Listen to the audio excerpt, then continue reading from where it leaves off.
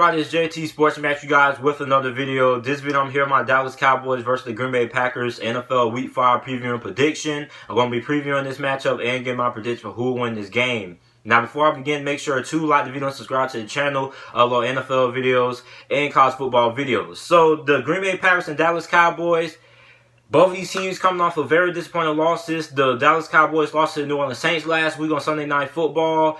And the Green Bay Packers lost to the Philadelphia Eagles last week on Thursday Night Football to the mercy room that is the Philadelphia Eagles. Now, both of these teams, I think this is a very big game for both of these teams because whoever loses this game is going to end up on the 2-game losing streak. They're going to end up being 3-2. And whoever wins this game is going to end up being 4-1 with being probably remaining the top team in the NFC or one of the top teams in the NFC. So I think it's a lot of implications in this game. Not playoff implications, but just from a confidence standpoint. Because look, whoever loses this game is going to be questions that's going to get raised. Because anytime your team is on the 2-game losing streak, especially when it comes to these teams like this, the Green Bay Packers and the Dallas Cowboys, is going to end up raising a lot of eyebrows, a lot of question marks. If Green Bay loses this game, it's going to be, is Matt LaFleur really the right guy? Because Green Bay is going to be on the 2-game losing streak, and I bet you if Green Bay loses this game, it's probably going to be questions about,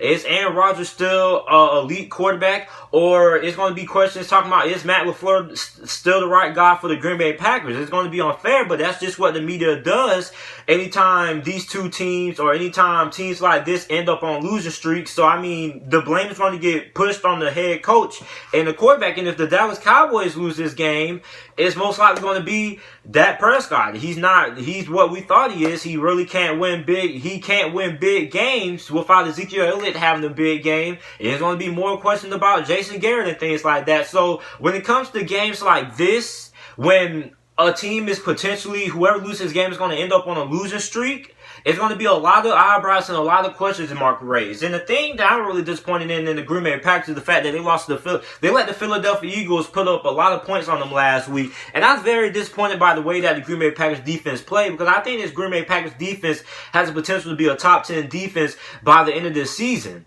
Now, the defense didn't really play that good, but I mean, I'm not going to put all the blame on the defense. The play calling was absolutely questionable for the Green Bay Packers. I mean, they were inside the 5 on the goal line, and they ran. Not only did they pass the ball 4 times, they passed the ball 4 times and didn't give the ball to Aaron Jones, when nearly on almost every single trip they take inside the 5, other than that drive, what did they do? They gave the ball to freaking Aaron Jones. Aaron Jones has most of his touchdowns off of scoring inside the red zone. So it kind of befuddles me that Matt LaFleur, instead of giving the ball to Aaron Jones inside the 5, which is what the Green Bay has been doing the whole entire season, because that's really the only way Aaron Jones has been scoring his touchdowns is inside the 20. It kind of befuddles me the fact that he would choose to pass the ball not 3 times, but 4 times. It makes absolutely no sense. And then not only did he do that, last drive of the game, he calls a slant play on the goal line. Did you not watch the Seattle Seahawks and New England Patriots Super Bowl when they refused to get the ball to Marshawn Lynch? And you called the exact same play on the freaking goal line. I don't know, man. I don't know. You see, I was a little bit sold on Matt LaFleur, but now I'm starting to lose a little bit of confidence in Matt LaFleur, because what kind of play calling is that? It makes no sense. If you're on the goal line, put a fullback in there or give the ball to the freaking halfback. Why are you passing? It makes no sense. That call made absolutely no sense. I don't know if they tried to catch him off guard, but it was a terrible play call. So I don't know what Matt LaFleur is trying to do, but just run the freaking football to Aaron Jones. I mean, that's basically how he scores most of his touchdowns inside the 20, because he barely breaks off any big runs. So I don't know why they just want to give him the ball. It makes no sense.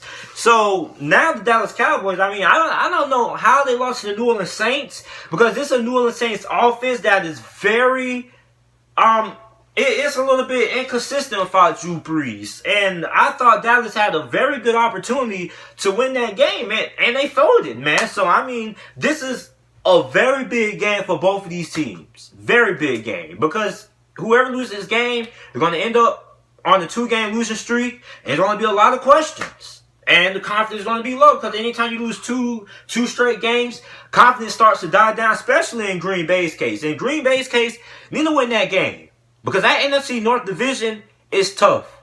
Detroit is tough. Minnesota is still reeling, but I think Minnesota's going to pull it together, and that's for Chicago. So if you're Green Bay, you need to win this game because that division and that NFC North division is very tight. So I think they need to win this game a lot more than the Dallas Cowboys need to win this game, just because of how competitive this division is. And now looking at my keys to victory, what each of these teams is doing never have a chance to win this game. The Green Bay Packers, you need to stop Ezekiel Elliott. It's been proven time in and time out. When Ezekiel Elliott has less than 100 yards rushing, Dallas loses most of the time. So Green Bay needs to stop Ezekiel Elliott. He's the workhorse of this offense.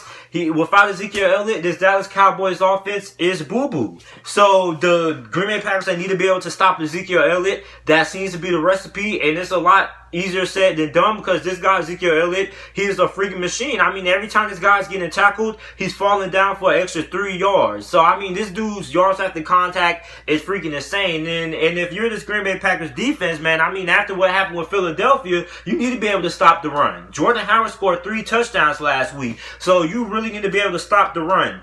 And the next thing Green Bay needs to do is you need to be able to run the football. Now, Green Bay is going to be without Devontae Adams. It's highly likely that they're going to be without Devontae Adams this week. So, without your best receiver, you're going to want to run the football. Now, Aaron Rodgers, he's going to have to make some throws, but really they need to be able to run the football. Now, Aaron Jones has been very good inside the red zone, but outside the red zone, he hasn't really been that effective, really.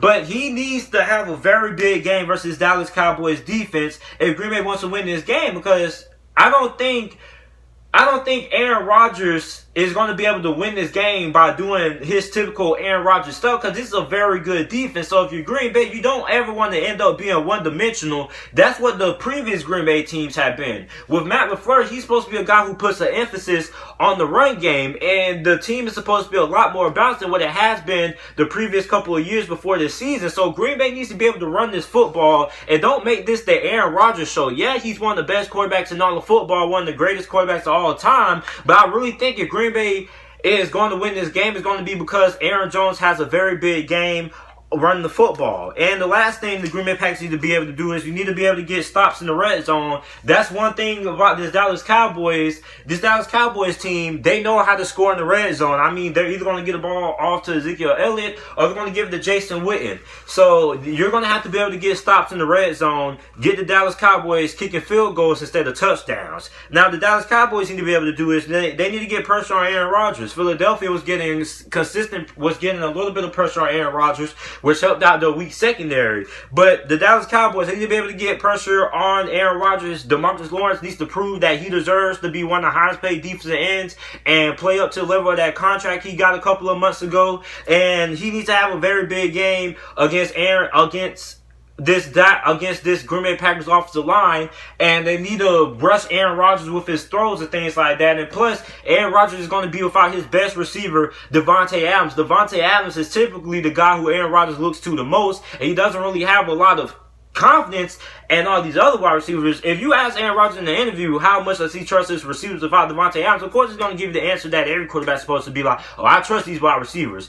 But you got to look at it. Before last week, Aaron Rodgers said we need to get the ball to Devontae Adams a lot more. That still shows you that he still doesn't really trust the group of wide receivers who he has around him. So you need to force Aaron Rodgers to get the ball out quick to these other wide receivers. You got Scanlon, who's played pretty good as well. But you need to force Aaron Rodgers to distribute the football and get the ball out quick. And the next thing the Dallas Cowboys need to be able to do is you need to control time possession. Keep Aaron Rodgers off the field. Every time you have a great quarterback like an Aaron Rodgers or a Patrick Mahomes or a Tom Brady, it seems to be the memo is you want to control time possession and keep those talented quarterbacks from getting the ball in their hands, because we saw what happened last time we saw Aaron Rodgers get the ball against the Dallas Cowboys in the playoffs, and he absolutely demolished their defense on that last drive. So, I mean, in the playoffs a couple of years back, and if you guys remember that game, it was probably one of the best playoff games I ever seen in this decade. So, Dallas needs to control time possession, keep Aaron Rodgers off the field. So, the team that I'm going with to win this game, I'm going with the Dallas Cowboys.